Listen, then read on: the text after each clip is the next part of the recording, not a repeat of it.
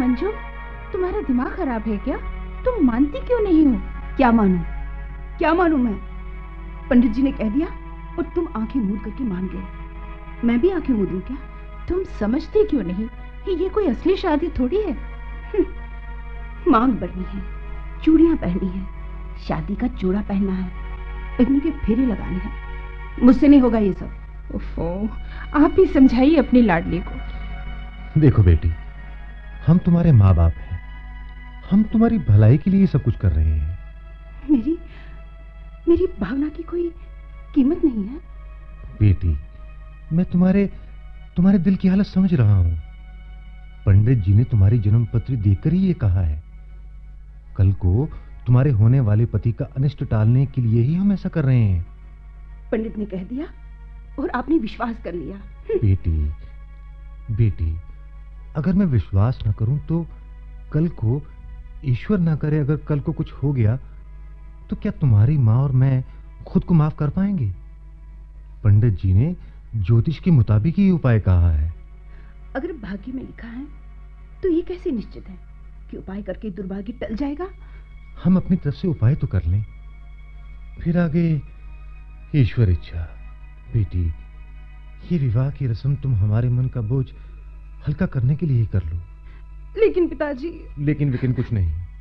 तुम ये समझ लो कि तुम किसी नाटक की एक भूमिका अदा कर रही हो।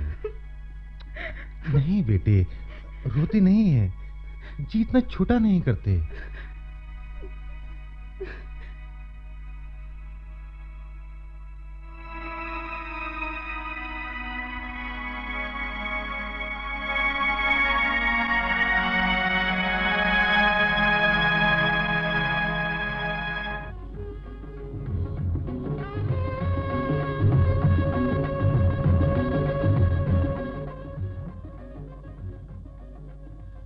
भगवान का लाख लाख शुक्र है, सब कुछ ठीक से हुआ। आप कहते थे घर में आंगन के पेड़ के साथ ही रस्म पूरी कर दूं।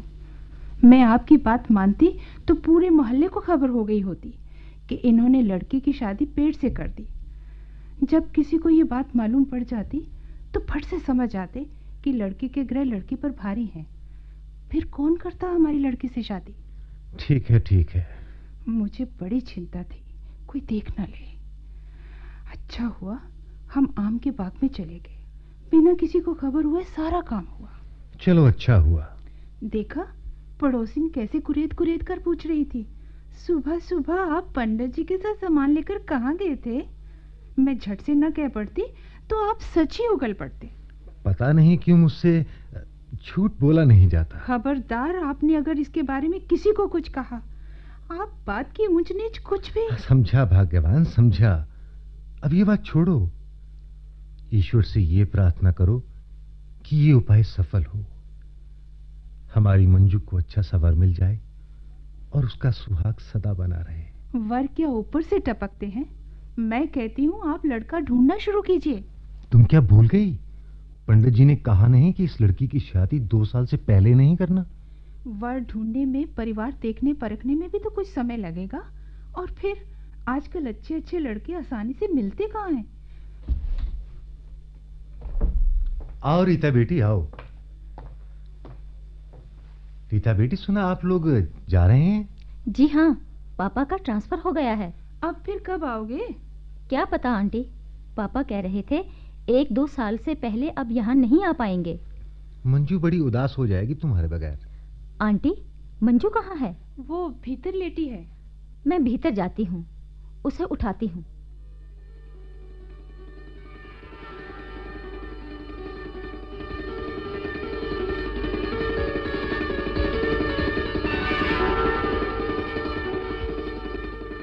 आओ जगतराम जी, आओ। आज तो यहाँ का नक्शा ही बदल गया है। और क्या जी, अब यहाँ कॉलोनियां बनी हैं। पहले तो यहाँ हरे हरे खेत नजर आते थे, अब जिधर देखो मकान खड़े हैं। बड़ी डेवलपमेंट हो गई है। मालूम नहीं इसको डेवलपमेंट कहें या तबाही कहें। आबादी बढ़ती जा रही है, जंगल कटते जा रहे हैं। इसीलिए तो बारिश भी नहीं हो रही है। कहाँ खेत पानी से भरे पड़े होते थे और कहाँ अब हम बूंदों को तरसते हैं। हवा में अजीब सी खुश्की है। इसी से तो बीमारी बढ़ गई है। पिछले महीने से घर में एक एक करके सब बीमार पड़ गए। अब वो पहले वाली सेहत भी नहीं रही। हम में फिर भी कुछ जान थी। आजकल के बच्चों की सेहत तो कुछ भी नहीं है। दरअसल अब आराम परस्ती बढ़ गई है, लाइफस्टाइल बदल गया है, सोच बदल गई है। हाँ, खाना भी शुद्ध नहीं रहा है। जिस चीज को देखिए उसमें मिलावट आ गई है। सोच बदलने के कारण सारा नक्शा ही बदल गया है। जो भी मिलावट, जो भी बदलाव, जो भी भ्रष्टाचार आप देख रहे हैं, ये सब सोच बदल जाने के कारण ही हुआ है। नमस्कार भाई साहब। नमस्कार भाभी जी। भाई साहब, सरिता का क्या हाल है? उसके ससुराल वाले अच्छे हैं ना? क्या कहूँ आपको भाभी जी, आपको मालूम है कि अपनी ओर से सरिता की शादी में कोई कसर नहीं रखी थी। जितना बना उतना दे दिया। फिर भी क्यों? उनका पेट नहीं भरा? क्या कहूँ जी, यूं तो हम जब भी जाते हैं मुंह पर हमारे साथ ठीक ही बोलते हैं, लेकिन बिटिया कह रही थी अगर आपको मेरी सुख शांति चाहिए तो इस दिवाली पर कलर टीवी भेज देना। फिर उसको सताते होंगे। उसको टीवी लाने के लिए भी कहा होगा, तभी तो। सरिता ने अपने मुंह से तो ऐसा कुछ नहीं कहा, लेकिन खुद मांगने वाली लड़की नहीं है वह। जो भी हमसे कुछ होगा हम करेंगे, सिर्फ वह खुश रहे, उसका घर बसा रहे। अब आपने टीवी के बारे में क्या सोचा? सोचना क्या है जी, आपने कहा था आप टीवी किश्तों पर दिलवा सकते हैं, उसी के लिए आपके पास आया हूँ। भाई साहब, इनको कुछ समझाइए। मैं तो मंजू की चिंता में आज से ही मरी जा रही हूँ। इनको तो कुछ चिंता ही नहीं है। मंजू बिटिया को तो देखा नहीं? उसकी एक सहेली बहुत देर बाद आई है, उसी से मिलने गई है।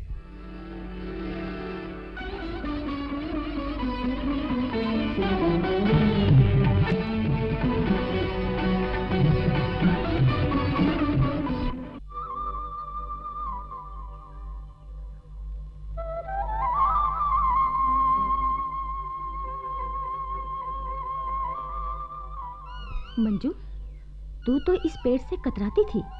मुझे याद है कि तू कुएं के रास्ते से 1 किलोमीटर लंबा चक्कर काटती थी, लेकिन इस बाग के बीच में से शॉर्टकट कभी नहीं करती थी। तुम ठीक कह रही हो रीता। इस पेड़ के साथ शादी होने के बाद जब भी मेरी नजर इस पेड़ पर पड़ती थी ना, तो मुझे कुछ अजीब सा हो जाता था। ऐसा लगता था जैसे मेरी आंतें मुंह से बाहर आ जाएगी। मैं समझती थी कि तुम अपने सपनों के राजकुमार से इस पेड़ की तुलना करती हो, इसीलिए तुम इसे नफरत करती हो। नहीं, वो नफरत तो नहीं थी। पता नहीं, कुछ अजीब सा था। अब तो मुझे ज्यादा अजीब लग रहा है। अब कहानी का रुख ही बदल गया है। तुम्हें भले ही ये कहानी लगे, लेकिन ये मेरी जिंदगी है। मेरी जिंदगी का तो रुख ही बदल गया। लेकिन ऐसा हुआ क्या? रीता, तुम्हें तेजेंद्र याद है? कौन तेजेंद्र? वो जिसने तुमसे पूछा था तुम्हारी सहेली किस क्लास में पढ़ती है। वो जो काला चश्मा पहने होता था?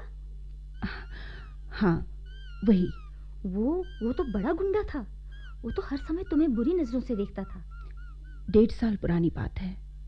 मैं ट्यूशन पढ़ने जाती थी। एक दिन मुझे लौटने में देर हो गई। अचानक मेरी नजर पीछे की ओर पड़ गई। मैंने देखा वही तेजेंद्र मेरी ओर तेजी से आ रहा है। मैंने आगे पीछे देखा, रास्ता सुनसान पड़ा था, अंधेरा हो गया था। मैं डर के मारे भागने लगी। भागते भागते मुझे कुछ सूझ नहीं रहा था। वो शिकारी कुत्ते की तरह मेरे पीछे दौड़ पड़ा। अपनी ओर से मैं चिल्लाती हुई भागती रही, लेकिन उसने मुझे इस बाग के भीतर ही पकड़ लिया और उसने मुझे गंदे इरादे से बाग के कोने की तरफ घसीटा। मैं रोई, चीखी, चिल्लाई, लेकिन किसी ने मेरी आवाज नहीं सुनी। मैं बेहाल होकर अधमरी सी पड़ गई। My God! फिर उसने तुम्हारे साथ? नहीं, वैसा नहीं हुआ। वो जब मेरी तरफ बढ़ा तभी ऊपर से कड़क की आवाज आई और वो बेहोश होकर गिर पड़ा। कुछ देर तो मैं सुन होकर रह गई। जब मैंने होश संभाला तो मैंने देखा ऊपर से पेड़ की एक टहनी ठीक उसके ऊपर गिरी थी। मैंने सोचा अगर आज समय पर ये पेड़ की टहनी नहीं गिरती तो मेरा सब कुछ लुट जाता, मैं बर्बाद हो जाती।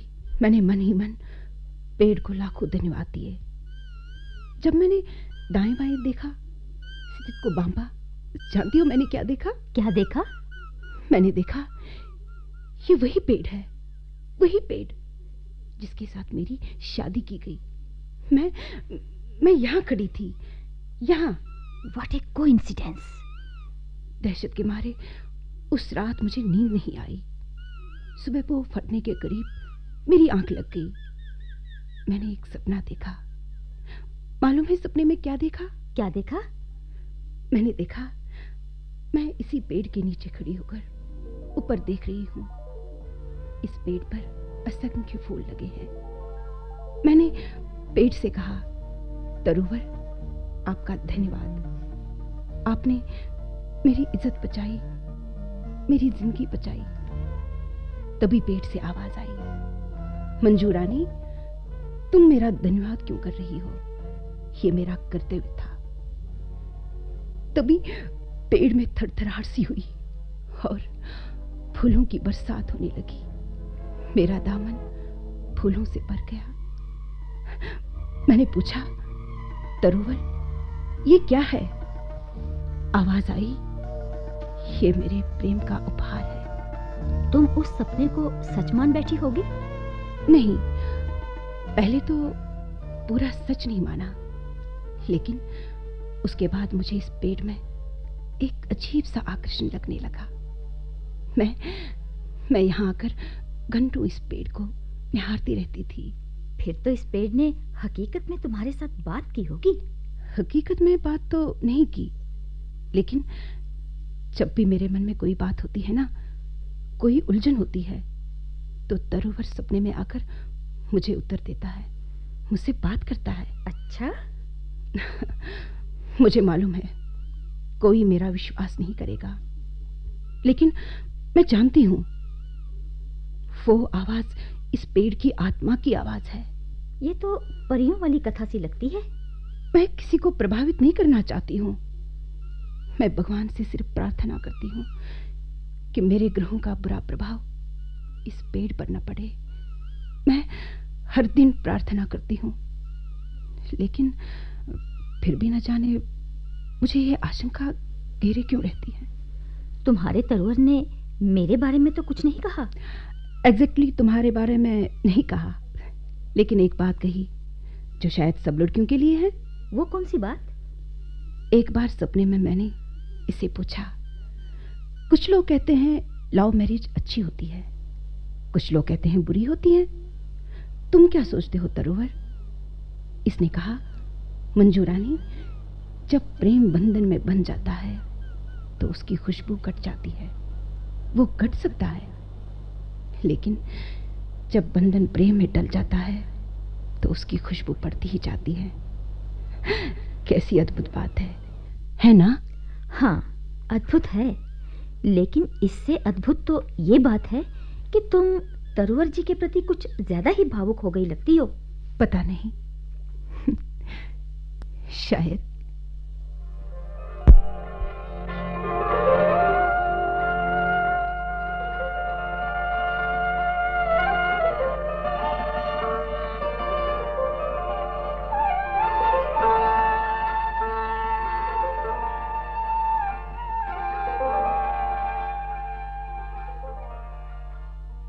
सुनो जी, आज कमो संदेशा लेकर आई थी। क्या संदेशा? लड़के वालों ने संदेशा भेजा है कि दिवाली पर लड़का घर आ जाएगा, तभी लड़का लड़की को देखेगा। वैसे अपनी मंजू चेहरे मोहरे से अच्छी है, लेकिन अब उसे पसंद आनी चाहिए। मंजू को भी तो रिश्ता पसंद आना चाहिए। इस रिश्ते में पसंद आने वाली कौन सी बात है?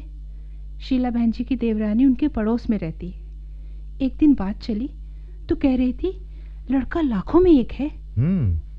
तब तो ठीक है। क्या ठीक है? आपको तो बस कोई बात चाहिए, ये नहीं कि खुद भी पता लगाते, मास्टर दीनानाथ के पास जाते।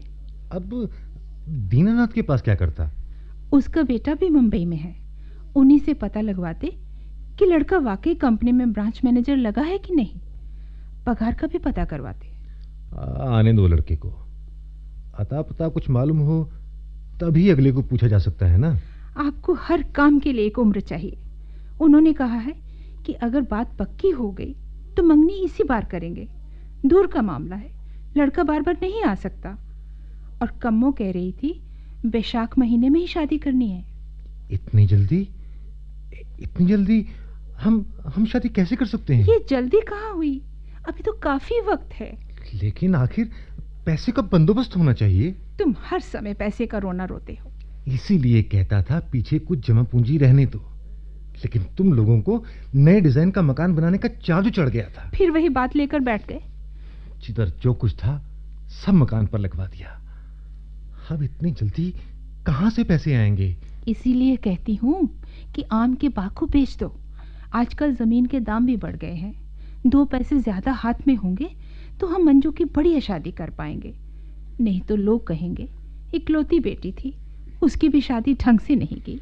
अब कोई खरीदार भी तो मिलना चाहिए। वो तभी मिलेगा ना जब आप बात बाहर निकालेंगे। सच क्यों नहीं कहते कि आपका दिल वो बाग बेचने को ही नहीं करता? अब दिल क्या और बाग क्या, बस लड़की के हाथ पीले हो जाएं तो। पापा, मैं वो बाग बेचने नहीं दूंगी। लो सुनो अपनी लाडली का हुक्म। माँ, तुम गलत कर रही हो। अब तुम मुझे बताओगी गलत क्या है और ठीक क्या है? क्या गलत किया है मैंने? यही ना कि मैं चाहती हूँ कि बिरादरी में हमारी नाक न कट जाए, तुम्हारी धूमधाम से शादी हो, तुम्हारा घर बस जाए। मेरा घर बसे या उजड़े, लेकिन मैं आपको वो बाग बेचने नहीं दूंगी। देखो देखो कैसे अशुभ बोल रही है, कैसे जुबान चला रही है। आप भी तो कुछ नहीं बोलते। मंजू, जाओ अपनी पढ़ाई करो। ये सोचना हमारा काम है कि क्या करें कैसे करें। जाओ।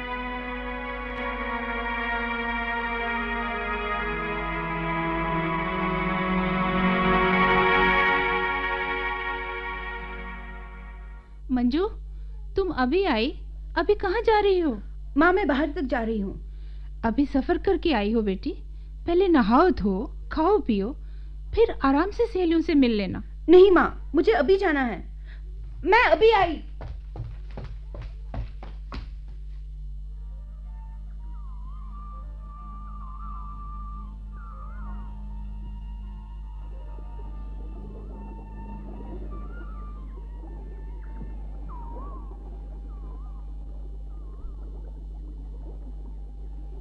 ओ भैया, यहाँ आना। हाँ बीबी जी। तुम लोग यहाँ पर ये क्या कर रहे हो? बीबी जी खुदाई कर रहे हैं। क्या? किस लिए? पानी की टंकी बनाने के लिए। किसने कहा पानी की टंकी बनाने के लिए? जी मालिक ने कहा था। किस मालिक ने? यहाँ के मालिक ने बीबी जी। नहीं नहीं, बंद कर दो ये काम। कुछ नहीं बनाना यहाँ। तुम लोगों को कुछ गलती लग गई है। बीबी जी, हमने ये काम ठेके पे लिया है, इसे बंद नहीं कर सकते।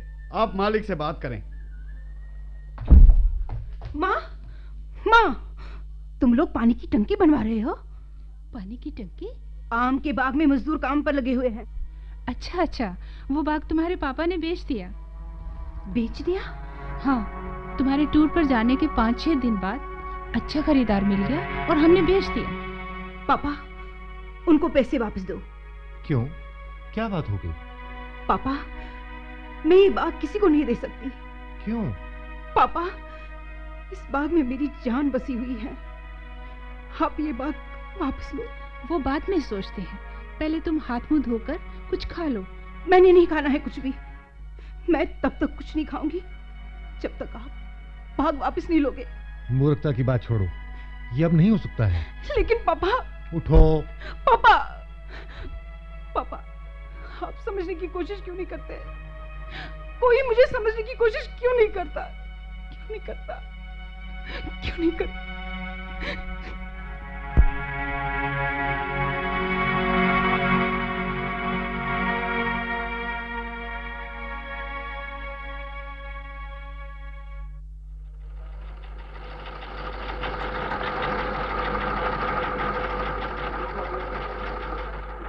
कौन हो तुम? क्या चाहिए?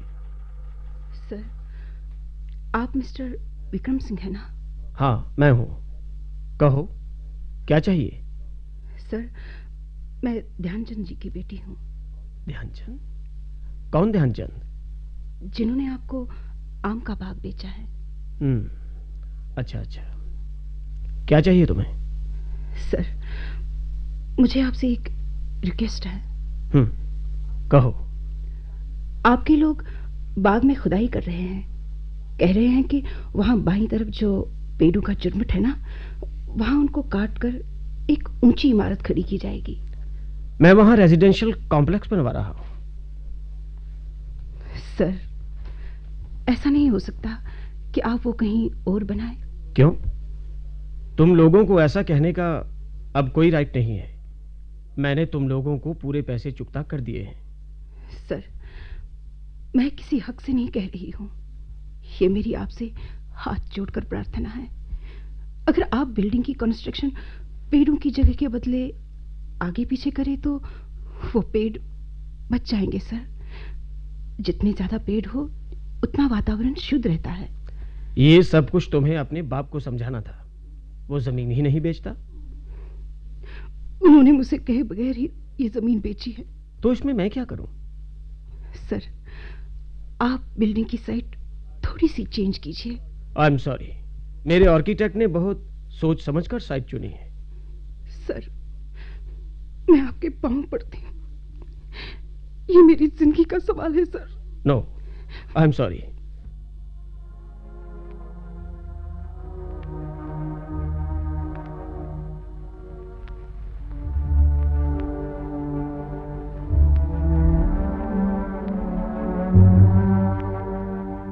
ये लड़की कुछ ज्यादा ही नॉस्टैल्जिक लगती है।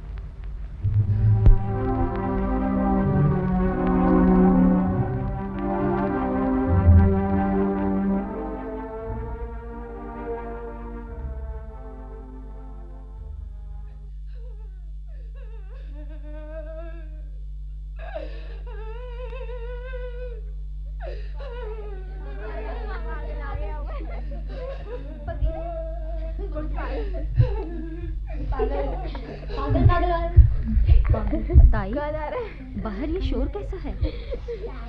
वो पगली जा रही है। पगली जा रही है?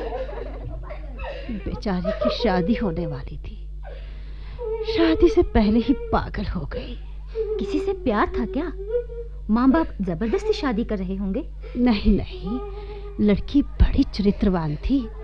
किसी की तरफ आंख उठाकर नहीं देखती थी। फिर पागल कैसे हो गई? बाप ने इसकी शादी के लिए बाग क्या बेचा, बेचारी का तब से दिमाग ही फिर गया। कौन सा बाग? वो आम का बाग नहीं था? यहाँ आम का बाग तो एक ही था, वो ध्यानचंद का। उसी की तो बेटी थी ये। उनकी तो एक ही बेटी थी, मंजू। वही तो थी ये। नहीं नहीं, ऐसा नहीं हो सकता। ये मंजू नहीं हो सकती। रीता, मंजू पागल हो गई है। मंजू पागल नहीं हो सकती। मंजू पागल नहीं हो सकती।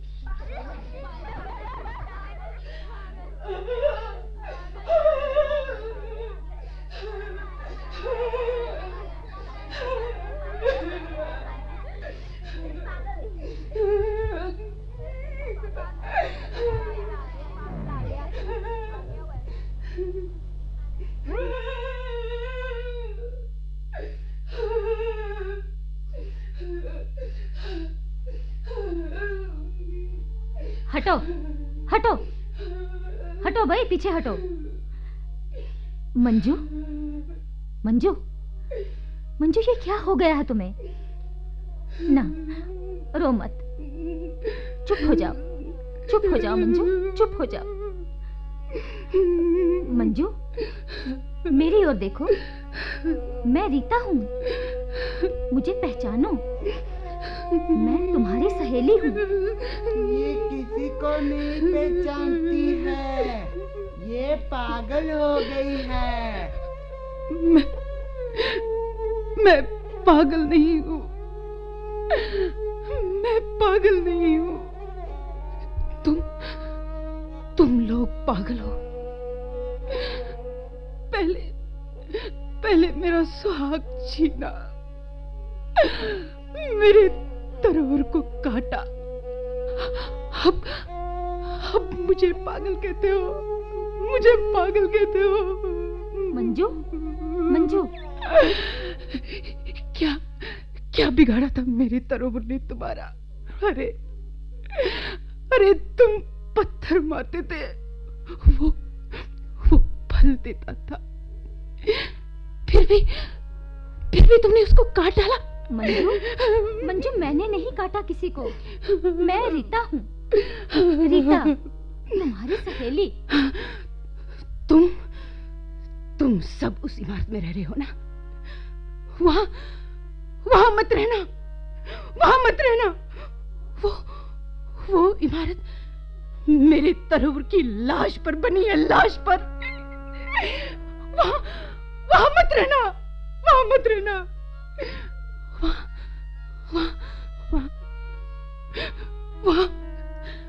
वहां कभी कोई खुश नहीं रहेगा। वहां कोई खुश नहीं रहेगा। वहां जिंदगी मातम बन जाएगी, मातम।